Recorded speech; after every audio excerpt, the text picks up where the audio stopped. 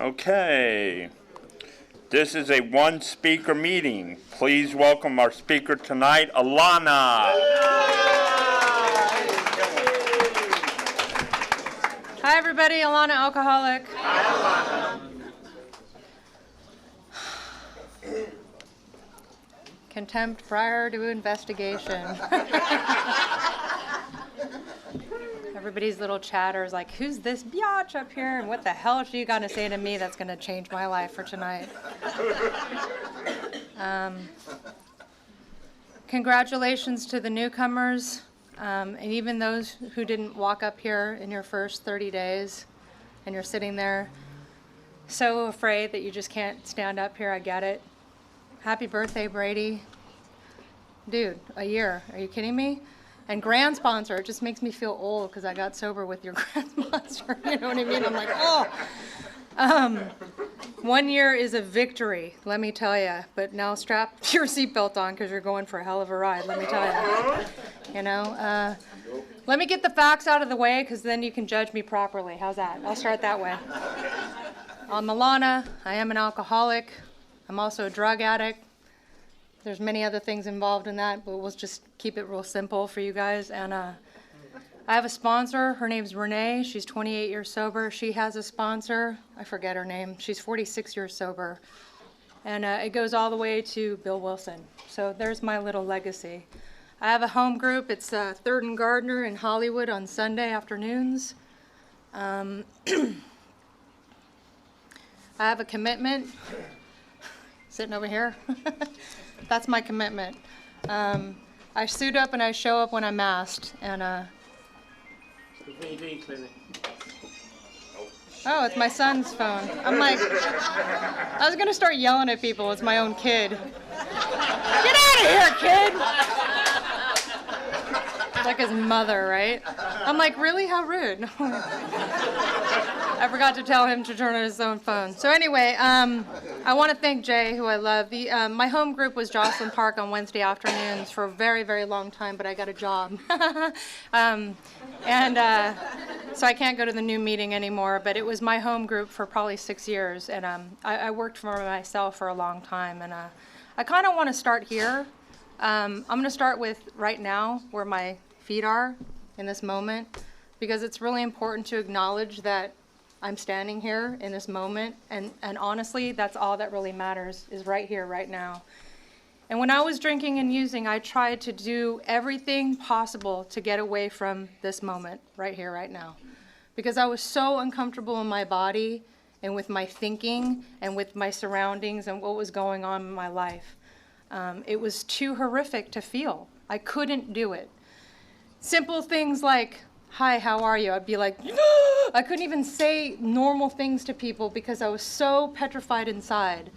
I was so deeply in fear. And my root of my disease is fear, 100 forms of different kinds of fear.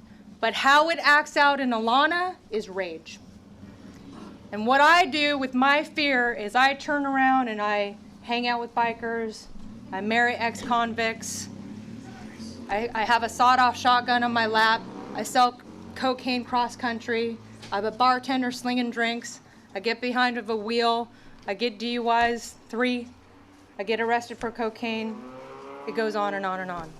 Because I'm a smartass, I'm a hustler, I'm a manipulator, I'm a liar, I'm a cheat, and I'm a thief. And let me tell you, all those things served me very well until I got to Alcoholics Anonymous. And it served me and it saved my life, drinking and using. I was beaten, I was molested on a daily basis when I was in a foster home from when I was 1 until I was 8 years old. I needed to drink at 1.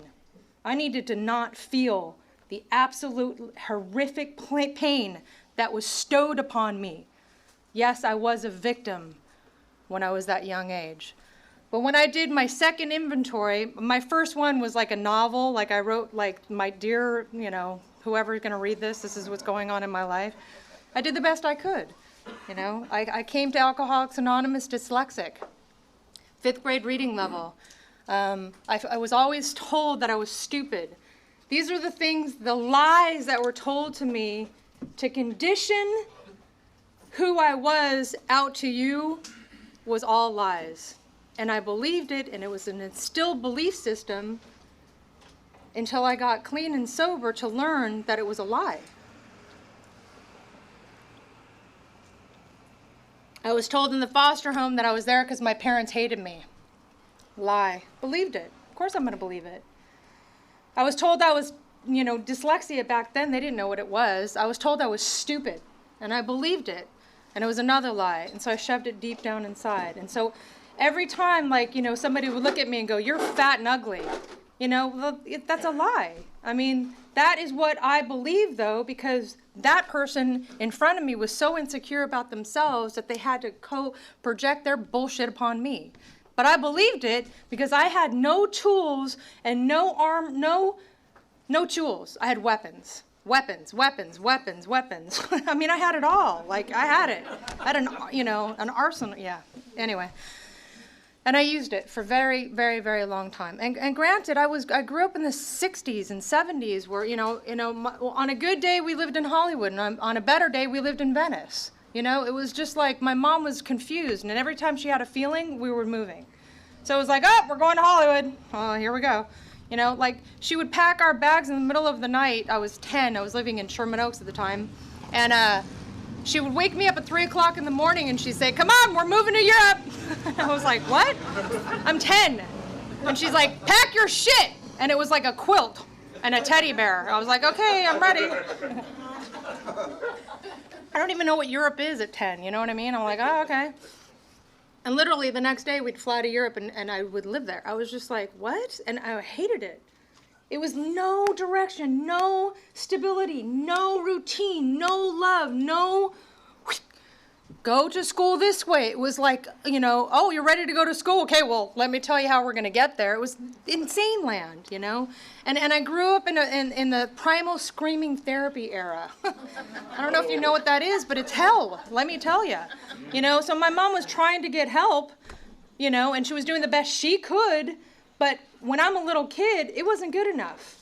Because I was a victim of all the craziness, pots and pans being, all the people are feeling their feelings, as things are being chucked across a room and I'm ducking. Like, okay, they're having their feelings. Let's go smoke pot in the back room. We'll stuff ours. You know what I mean? And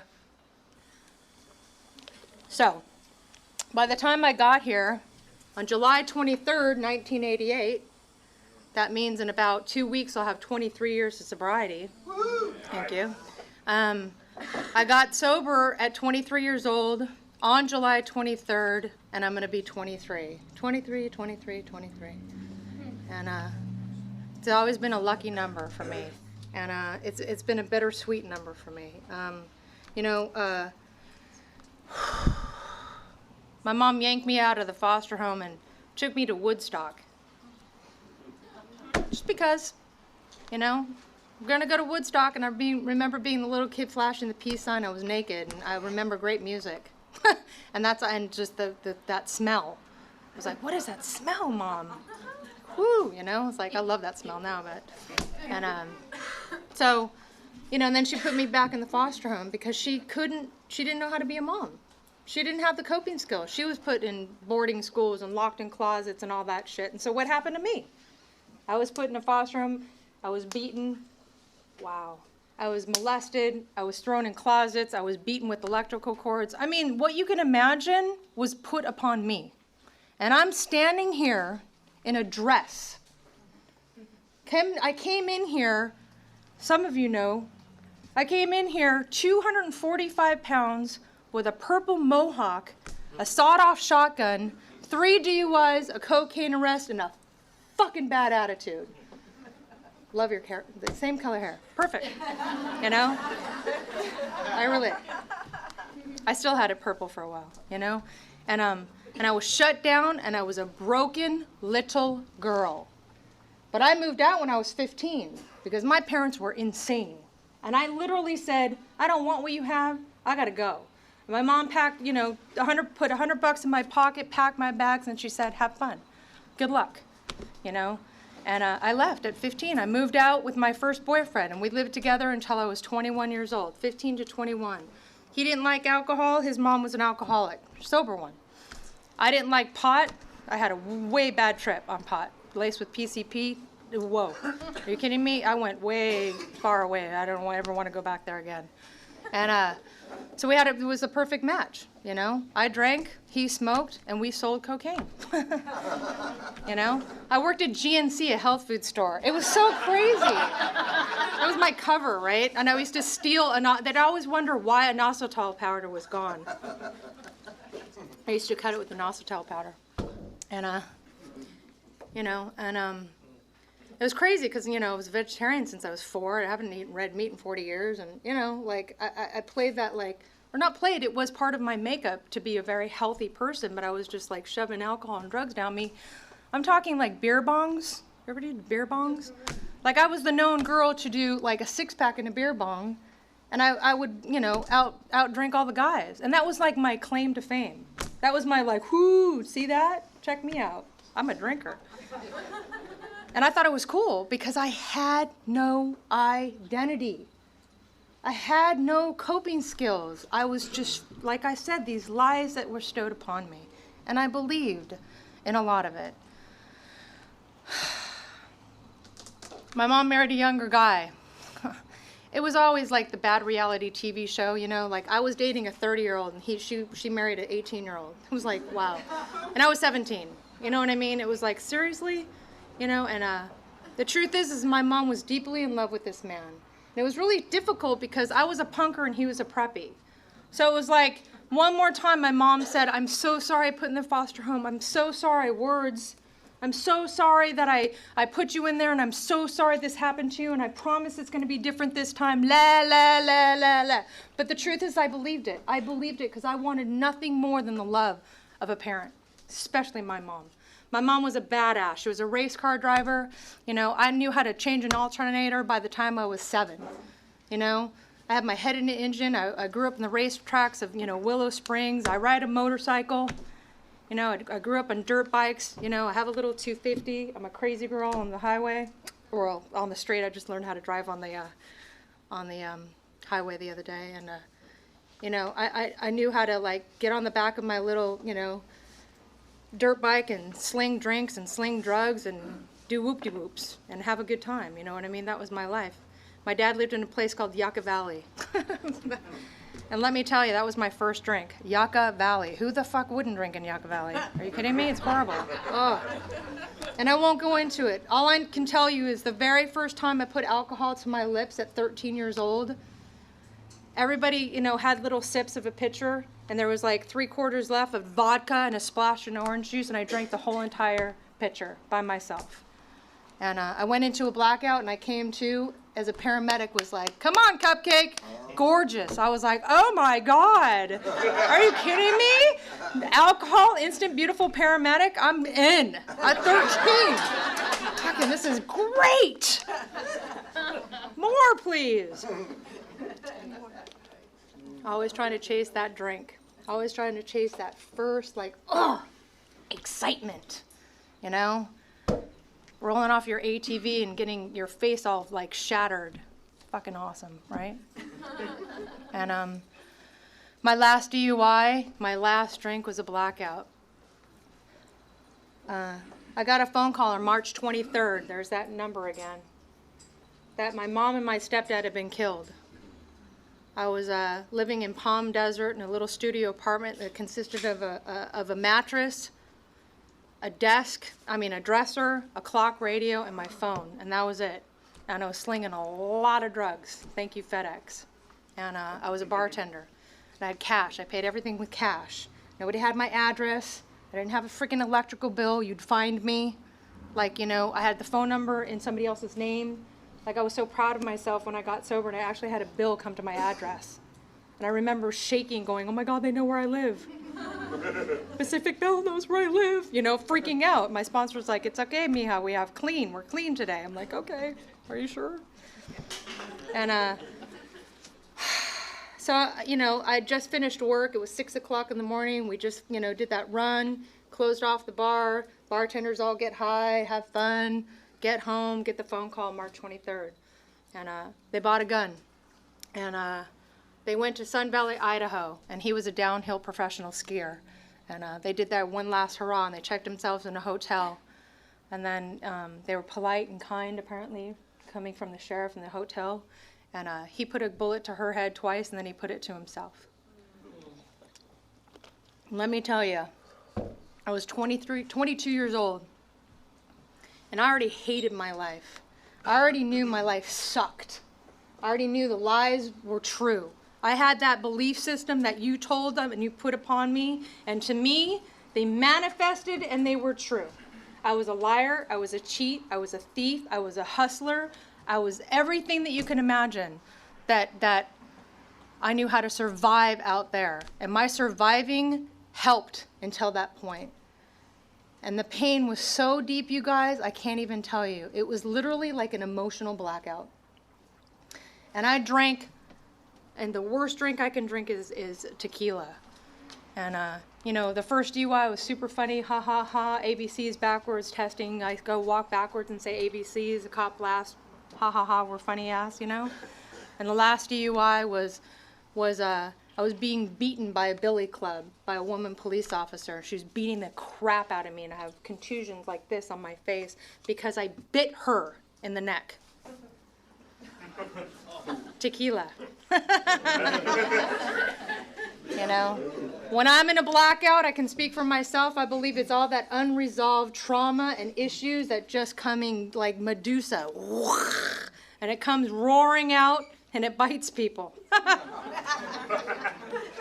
You know? So when that happened, you know, I went into that emotional blackout.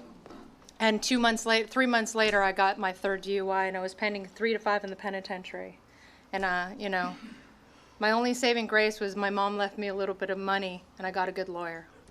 And I went to Alcoholics Anonymous on July 22nd. After I got pulled over July 22nd, I went to jail that night, and I called somebody 411. And I don't know about you guys, but I don't have friends. I have you guys in the back row that I deal to, and I know like all you guys that the first name basis, and I know you like a quarter gram and you like a half an ounce and you like a couple of this and that, Quaaludes, whatever, and we're really good friends when you show up and pay me, but when I'm dry, you're dry, we're not friends. I don't have those kind of friends. I don't have, what's your, you know, like, how's school going? What? You know, like, how's your mom and dad? I don't care. I don't want to know life, you know? So I called 411, and this guy, Gary Donovan, came into my bar one day, and he walked in. It was a perfect 12-step call for a girl like me. He said, "Hey, Alana." I go, "Where the hell have you been, man? It's been 6 months. Everybody's thinking I did something with you." I was always the bad girl, you know? He said, "I just wanted you to know that I got clean and sober in a place called Cocaine Anonymous." And I was like, clean and sober? What the fuck does that mean, you know? I didn't even know what that term meant, but it sounded gay to me. I was like, clean and sober, clean and sober. Like a parrot, clean and sober, clean and sober. Like, okay, you're pathetic. I'm so sorry for you. He said, "I want you to know I have 6 months of sobriety." Still didn't know what that meant. What does that mean, sobriety? Like, you know, yeah, I have 6 months of sobriety. My life is amazing. I wanted you to know I was alive. Rumor had it I was dead. I'm alive. I love you. I gotta go. He left. 10 years later, 411, Palm Desert, Gary answers the phone, 3 o'clock in the morning. Thank God, literally. You know, I don't know if you guys are on the other phone, the other side of answering the phones. It's a really heavy thing to do, and it's a lot to put on a person. "Hi, how you doing?" "Lana, my mom and dad blew their heads off. I'm pending 3 to 5 in the penitentiary. I know we haven't talked in a while. How are you?" You know what I mean? It's like, holy crap. Hold on, Cupcake. Let me turn on a light here. I need to grab a smoke. You know what I mean? Like, this is heavy. And he told me to go to a program called Alcoholics Anonymous. He said, "Don't drink tonight." I go, "Yeah, it's not a problem. I'm incarcerated, remember?" He's like, "Well, you know, go to Alcoholics Anonymous and don't drink, one day at a time." And so on July 23rd, I showed up. My first year of sobriety, picking up trash on the side of the roads, and I had, you know, it was 250, and the purple mohawk used to, you know, like out of the orange caps, you know, and we could come out like this, and people would drive by and go, "What?" And they'd like slow down and be like, "What the fuck?" And I'd be like, you know what I mean? Ew. I look like a pop tent circus act, you know what I mean? Like, what the hell is that on the highway, you know? Told me, and I heard the Charlie Brown language, wah, wah, wah, wah, wah. I'd just sit here, and I would go, well, and I would just sit here. Because I was told to sit here. Just sit here, 1 hour, and then you can go home, and then come back tomorrow. I was like, oh my God, I thought it was next week. You know what I mean? Like every Wednesday. Oh, no, honey, you keep coming back every day. I was like, oh, Jesus, Then somebody told me to get the little, I didn't have court cards yet, so I got all my signatures on a piece of paper. And by the time I went to the courthouse, I had a letter from the president of the Alana Club. It says, I'm an outstanding citizen of the Alana Club of Pacific Beach, California, and I've been sober for 6 months or whatever it was. And the judge looked at my, record, and he looked at me, and he looked at my record, and he said, listen, darling, I'm going to give you a shot here because you have, whatever it was, 4 months sober. You have a pretty bad history here, and you have a really detrimental thing that happened to you and your family. So I'm telling you, I'm going to give you this chance, and I'll give you 3 years probation, and on weekends you have to pick up trash, and you have to be at this lockdown unit, Descanso work farm, and Monday through Friday you got to do this and that. So basically you're mine, Monday through Sunday. And if you violate any of this, are you paying attention, Miss Downey? You will go to prison for a minimum of 10 years. Do you understand? It was my first little dress, and my mohawk was cut off, and I was standing there okay. And I'm, and I can fight. I can hold myself in any situation named possible. But that guy scared the hell out of me. Because for the first time in my life, I had 4 months clean and sober, and I was stripped of all the manipulation, of all the weapons and everything else. It was gone. And I opened my heart to this person called Gino, who was known as the big book thumper of Alcoholics Anonymous. And I went down there and I said, hey, Gino, my name's Alana. He goes, I know who you are, mija. And I go, would you just call me? Mija is my love in Spanish, and I'm still ready to, would you just call me, And he said, I said, will you be my sponsor? And he goes, oh, mija, men work with men and women work with women. There's that parrot crap again, you know what I mean? And I was like, what the hell are you talking about? And I grabbed the book, having never read it, but I'm a hustler. I don't know about you guys, especially the newcomers that are sitting in this room. Hang on to your hustling skills. It's gonna serve you a fucking purpose here. And I dare you to read the book and question everybody about it. Because half the shit that goes on in Alcoholics Anonymous these days is not in the book. We are not arbitrators of anybody's sexual conduct. That's what half people were like, what the hell did she just say? Many of us exclaim, what an order, I can't go through with it. Do not to be discouraged.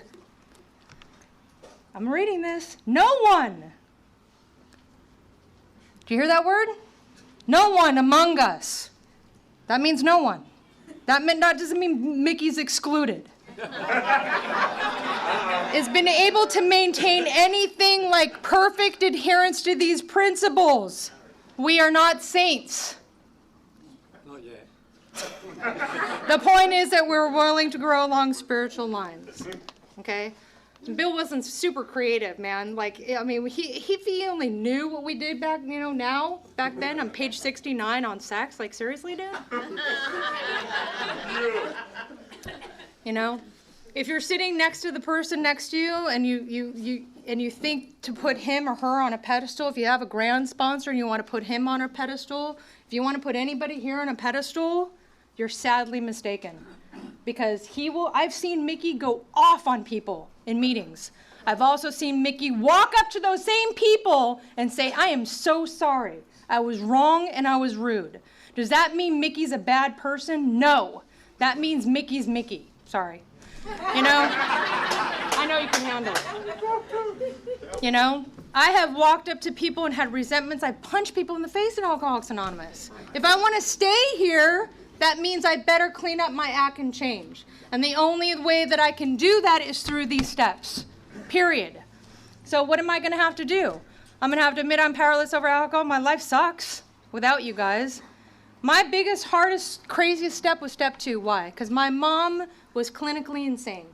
She was bipolar, primal screaming therapy. I don't want to get into it. It was horrible. So I was like, I'm not like her. I'm not insane. How is drinking insane? It's the only thing saving my life. I don't understand this. It's a conundrum. It doesn't make sense to me. The whole program is completely it's like you got to let go to keep it. You know what I mean? You got to admit you're insane to finally see that you're insane to build your sanity. It wax on, wax off. Wax on, wax off. It doesn't make sense when you're starting it. Like, seriously, you want me to do a stupid coffee commitment for 6 months? Yeah, you want a job? Well, yeah. What does that have to do with making coffee? Well, if you show up here every Wednesday and make coffee for 6 months, maybe you can show up for a job for a week in a row and not call in sick. Maybe. Let's try it. My sponsor told me, I said, I want a dog. I want a dog, I want a dog, I want a dog. Yeah, no, we're gonna start with a plant. If you don't kill the plant, Alana, we'll graduate to a dog and we'll see what happens. You know what I mean? And so what did I have? A kid.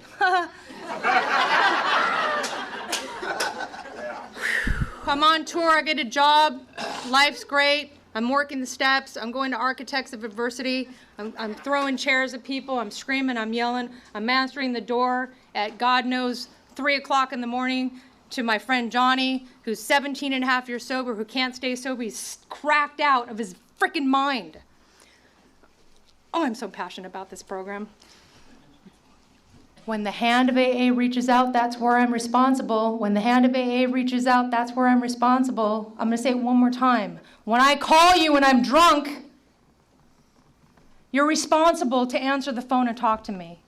When I start to slur and be rude, you kindly say, you know what, you're starting to slur and be rude. I love you so much. Call me tomorrow. Johnny answers, knocks on the door, and he's cracked out of his frickin' head. Skinny, long hair, nutball. And I loved him more than anything. And I answered the door, and I said, if you steal one thing in my house, Johnny, I swear to God, I'll break your fucking legs. I will. And he knew it. And I said, I will. He goes, please, I'm desperate. One more time. He'd been in and out, in and out, in and out this program. We don't know if that one more time will click or kill somebody. I buried my first husband. Didn't work for him. I was married to him for 1 month, got loaded, off and running, and he's dead. No human power can relieve our alcoholism, but I sure can answer the door. And I sure can have him sit on my, on my couch and sleep there. And Johnny's how long sober now? 19 years sober. I didn't do it. I'm saying I answered the door. And I introduced him to his then sponsor, which was my best friend, Johnny Watts. And Johnny Watts was the pillar of AA, in my opinion. He saved more people than I ever knew, and that guy died. That was the hardest bury that I ever had in Alcoholics Anonymous, was my best friend, Johnny. I've been to more funerals than I have weddings. So I was dyslexic. I went back to school in psychology. I'm getting straight A's. I didn't know how to read. I'm a published poet and I'm writing a novel.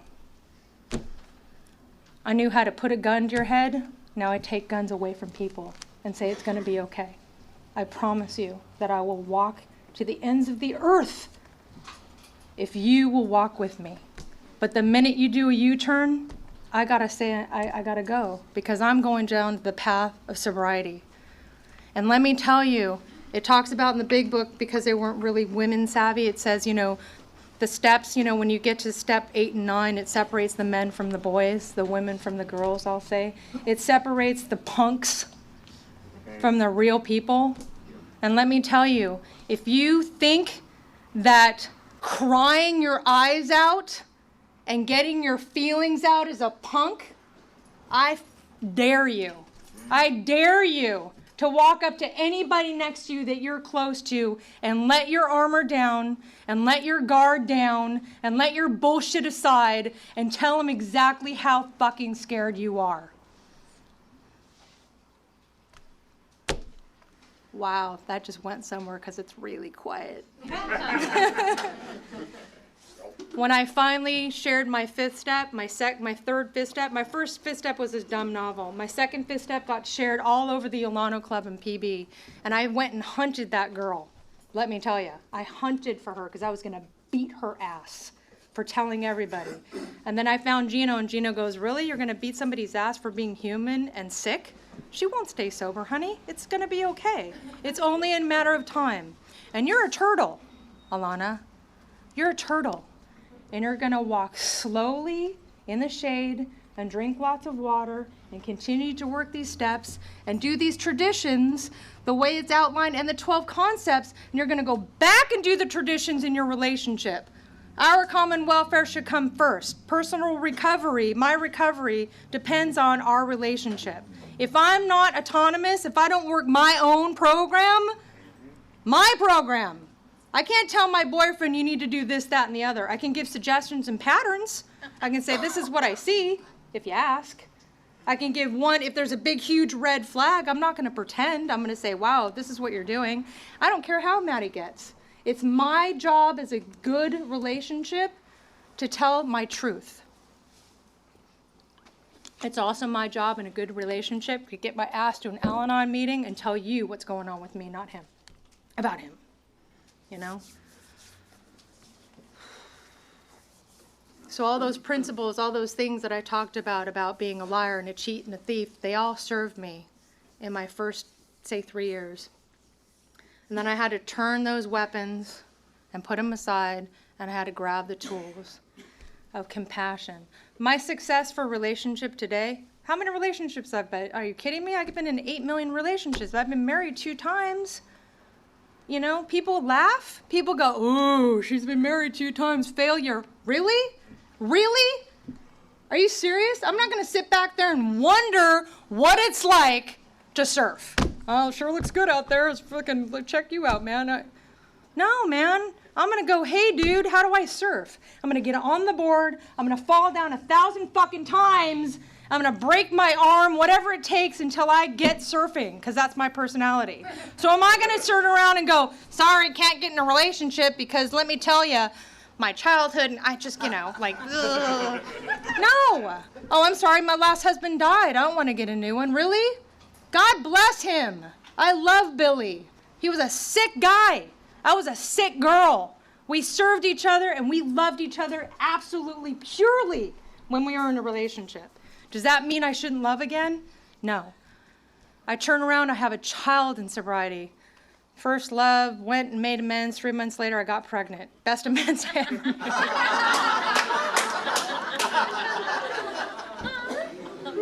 9-inch nip. Tour with a band for a year, or do I want to have a kid? Band. That's what everybody's telling me. Go. Use your head, Alana. Be smart. Make money. Do this. And for the first time in my life, I had to follow what's in my heart. My heart, not your heart. My heart. And I had a kid. Changed my life. Broke my heart open. And because of him, my father showed up. My father, who had no relationship at all. Zero. None. Showed up at the birth of my kid. He held my son, his grandson, for 1 hour and stayed in that hospital and cried, and he took 7 hours to get home. Now, in that moment, I said, do you want the right to continue to justify the anger of your father for doing X, Y, and Z, or do you want to have love in your life, Alana? It's your choice. It's your choice when you want love or not. Are you willing to go into any lengths to get it, though? So that means I'm sober, I work the steps, not my dad. My dad is who he is, so I have to go the level of conversation of him to here. Let me repeat that. I have to go to the level of my father for him to understand me, which was about politics, airplanes, and weather. That's my dad. I tried every way, and I couldn't do it anymore, and I was told not to do it anymore. And so because of that, I had a relationship with my father, and I got to call him once a week, and then I got to call him a little bit more, and once a month we'd have lunch, and then I introduced him to this silly show called 24, and we got to talk about something cool, in my opinion. It was like anything, My dad got diagnosed with cancer in December, and in April, my stepmom called and said it's time, and I went to my dad's house in Yucca Valley, California, which I hate more than anything, and I shoved that aside because it's not about me. Let me tell you a little secret about being of service. If it's comfortable and cozy, you're not doing the right job. Being of service is about being really uncomfortable and inconvenient. You know, when I'm sitting in bed with my boyfriend, I got some popcorn, I'm all ready, and I get that phone call. It's like, oh, seriously? Yeah, get your ass out of bed, come to the meeting. I worked all day in treatment. I'm a director of a treatment center.